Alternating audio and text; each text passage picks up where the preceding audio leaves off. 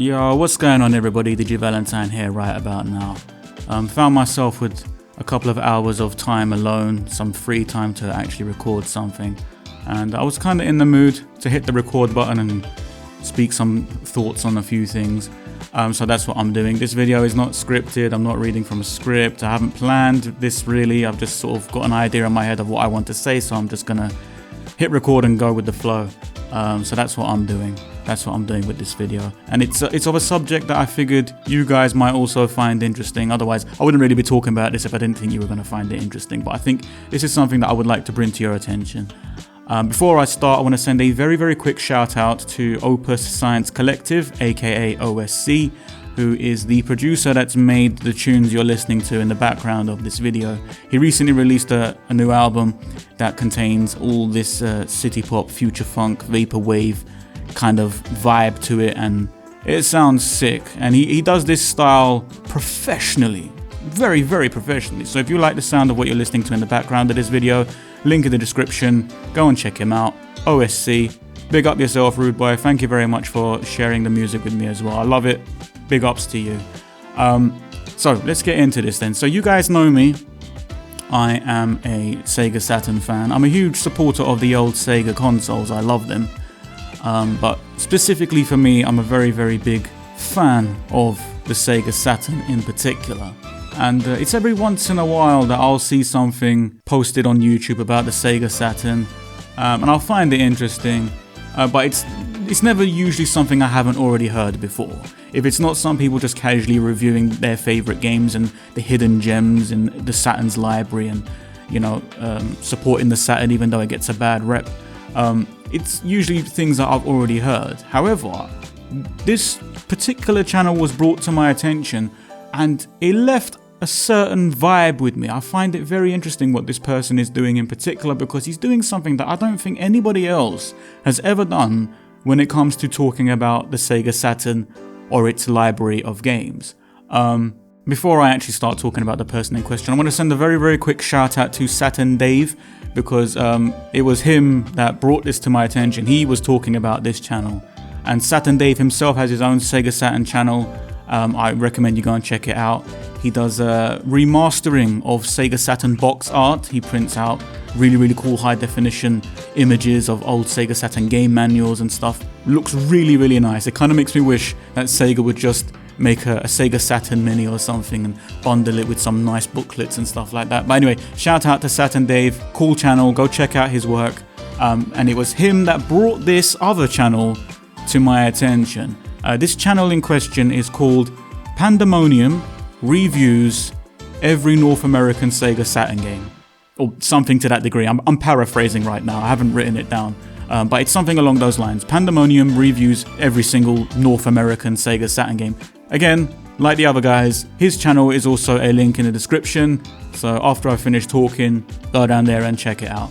But I want to talk about PandaMonium's channel specifically right now, because as I said, what he's doing is very interesting. Okay, so he's reviewing every single North American SEGA Saturn game. Okay, well, you're probably thinking, yes, that sounds like a very huge task to undertake on yourself. But what's so special about that? Well, to me, while I've been watching his series, there's a couple of hook lines about this show in particular that has kept me kind of glued to the series. Like, I'm totally invested in what this guy is doing.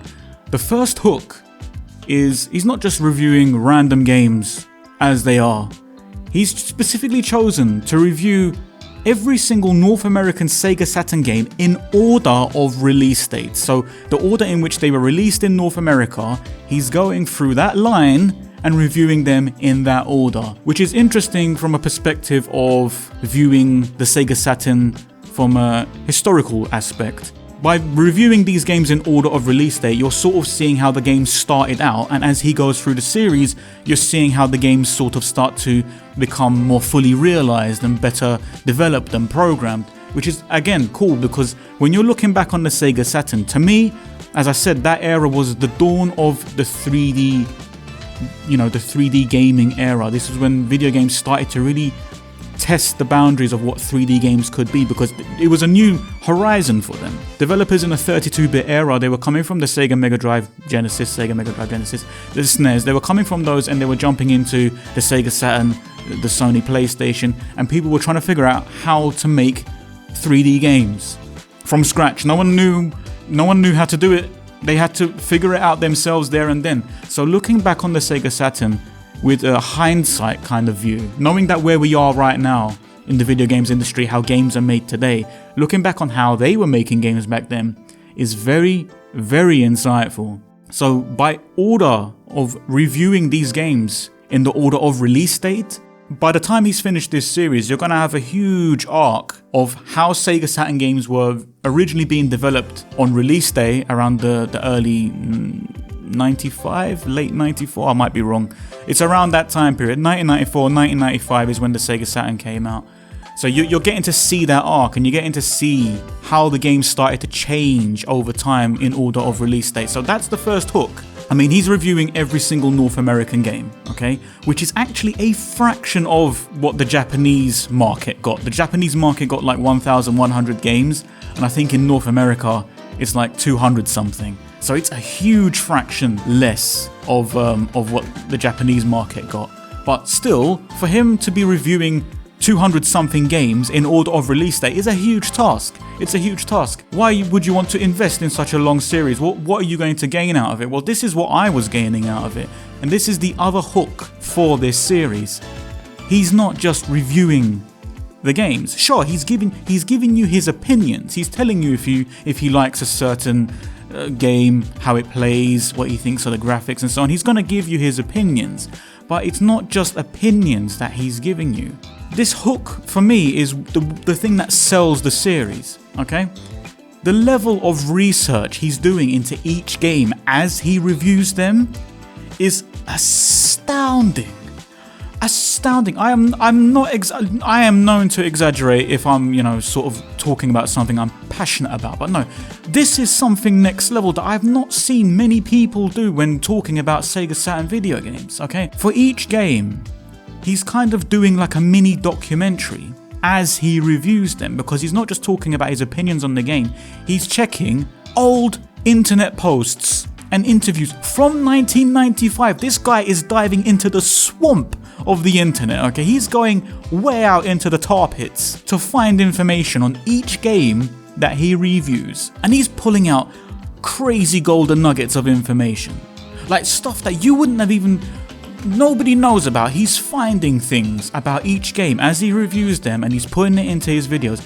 So much so that some episodes of his series can go up to an hour in length, and it's worth every minute. Yes, you're going to get his opinions. Whether you agree with those opinions or not is entirely up to you. Everyone has their own opinions, but when he's presenting facts, he's giving you stuff that nobody else has spoken about when it comes to some of these Sega Saturn games. And he's not just simply diving into the old internet archives. I mean, it's a long process to dive into the Wayback Machine and unearth things that were posted in 1995 on some random message board somewhere. He's doing that already, but he's not just doing that. If he can, he ends up interviewing some people who actually worked on some of these games. Case in point, one of the biggest video game celebrity interviews that they conducted was with Peter Molyneux. Yes, that Peter Molyneux, okay? They actually speak to him about this game, this futuristic racing game that got ported from the PC to the Sega Saturn. The port was kind of lackluster, and the story, I'm not going to ruin it for you, but the story that they give, the story, the insight that you get from Peter about what they had to do back then when developing these games and these ports and handling these IPs, really makes you think about the industry back then as a whole. How crazy it was to navigate development in that era, in the mid-90s. And it's not just things like talking to Peter that unearth all these crazy informations. Some of the things that you end up learning is how development gets affected by Sega themselves. So one of these games that he speaks about in his series is talking about how the Sega Saturn release date was brought forward 6 months ahead of schedule because Sega wanted to beat the PlayStation to the goalpost, shall we say, to the goal line. They wanted to beat Sony to release dates. So Sega, in some crazy plan, decided to release their console 6 months ahead of time, and that ended up having a ripple effect on every developer that was making a game for their system at that point. Because obviously the launch window's changed now. Who's getting affected? The people making the games. How are they going to make their games in time? So you end up finding out all this insightful knowledge, how one person's choice in Sega had this domino effect on all these developers trying to make a 3D game for the first time. Some of them are really trying to navigate the 3D landscape. They're trying to figure out 3D programming for the first time. And you end up learning how Sega's huge decision to release the Sega Saturn early affected all these devs at that point in time. It is really insightful. I mean, as a Sega Saturn fan, I knew the Sega Saturn was released 6 months early.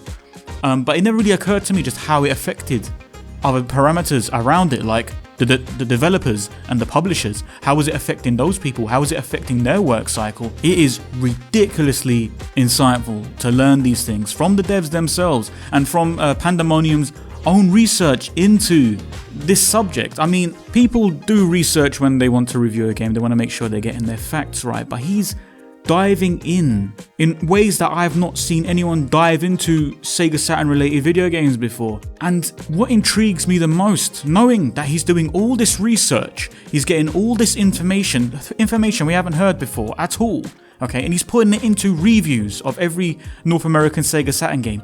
That's not even the final hook, okay? The final hook for me is the potential of this series. The possibilities of where this series goes, because he's only just started. As I said, he's been doing this for a little while, but he's just started. He's got about maybe 30 to 40 reviews under his belt, so he's got a long way to go. And as I said, he's doing intricate research, in depth. So he's taking his time with each video, so he's going to be doing this for quite a while. But when I think about the possibilities on where this guy is going to take this series in the future, that's what whets my appetite the most, because as I said, he's just started. He hasn't gotten to the part where, like, Nights into Dreams hits its release date. Okay, when that game comes out, he hasn't reached that release date yet. Because he's doing it in release date order, he hasn't got to the point where Nights into Dreams has been released. And I mean, when it comes to Nights into Dreams, I pretty much know 98% everything there is to know about Nights into Dreams, okay?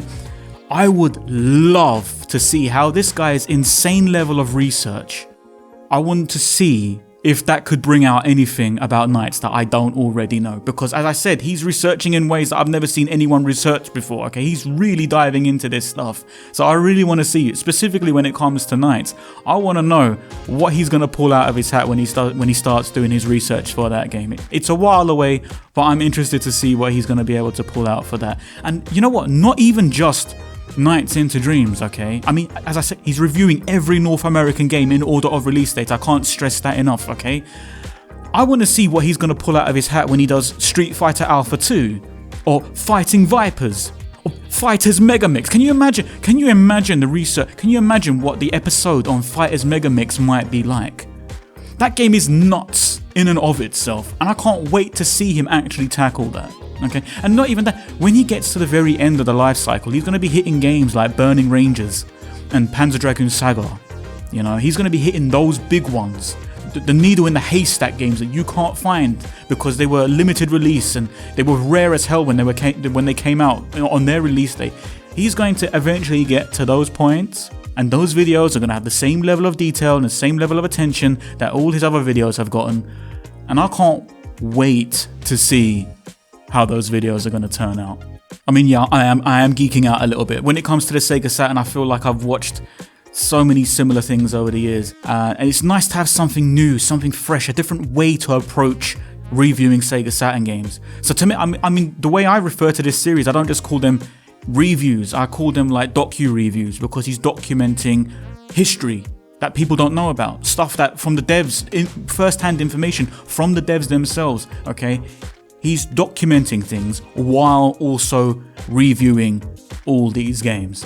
To me, it's an insane amount of work to do, but if he stays committed to it and he's in for the long haul and he's going to keep going, this series, by the end of it, if he finishes this series, this might end up becoming one of the most comprehensive Sega Saturn library information databases you could possibly find, I think.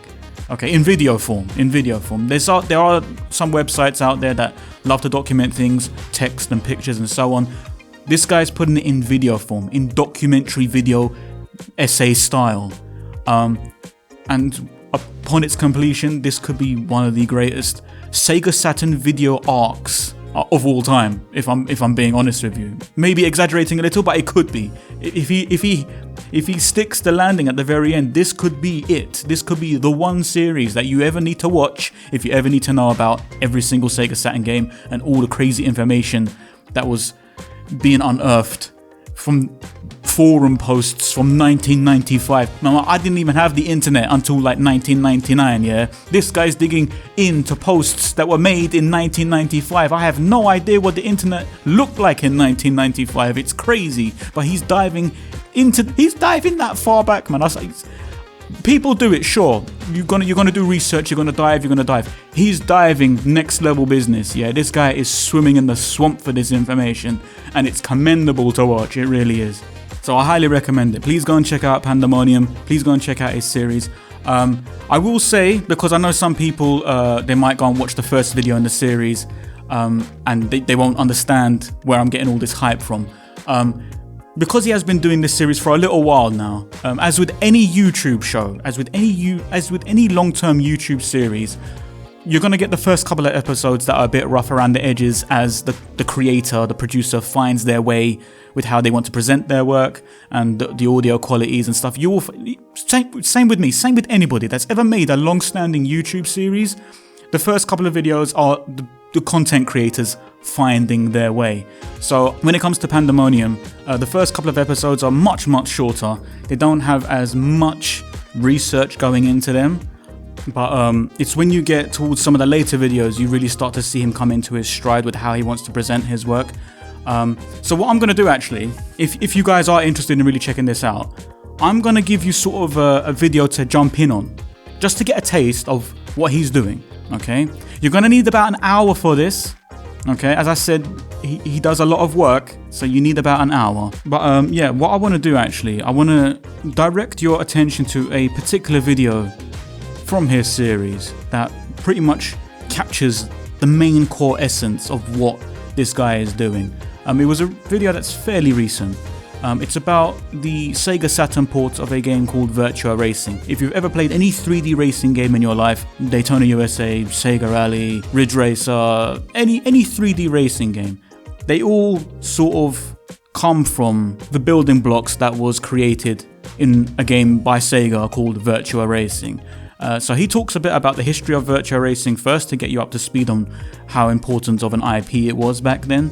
And then he dives into specifically the SEGA Saturn port, and he unearths some really interesting things that again haven't been found on the internet before, haven't been posted, haven't been documented. In the middle of the video, he's documenting things that have never been seen before. And you get, with this video, you need an hour for it. As I said, you need an hour for it because he does a lot of work, and he has a lot to say, there's a lot to document. So if you dive in on the Virtua Racing episode, it allows you to get a taste of what this guy is doing. Then if you feel like, okay, I'm invested, I like where this is going, I like the potential of where this could go in the future, I like his presentation style, I like the way he documents his information, I like his pacing. If you like all of that, to me the Virtua Racing episode is a good collection of the qualities of this series. It's a good entry point to watch, and then if you're feeling it, go right way to the back and then watch the series from its earlier episodes where he's still finding his way and, you know, changing the audio quality as he goes along,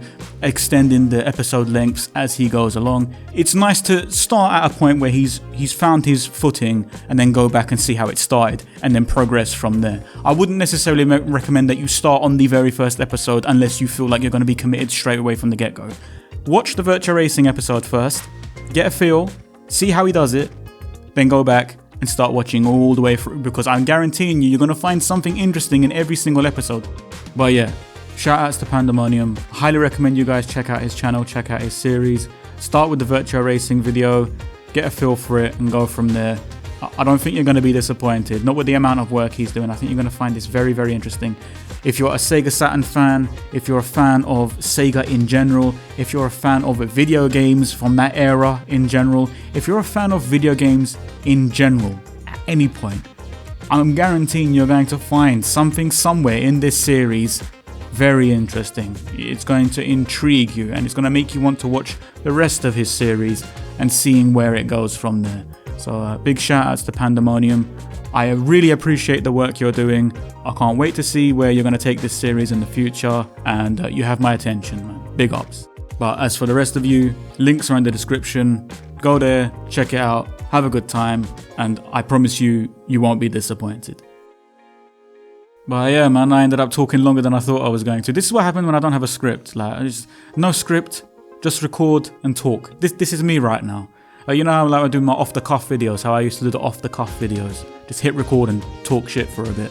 That's ended up what happening here. No script, no nothing. From the top of my brain, I'm just speaking as I went along. So it ended up being a bit longer than it probably needed to be. But at the end of the day, fuck it. Just fuck it. I'll talk if I have to, I'll talk.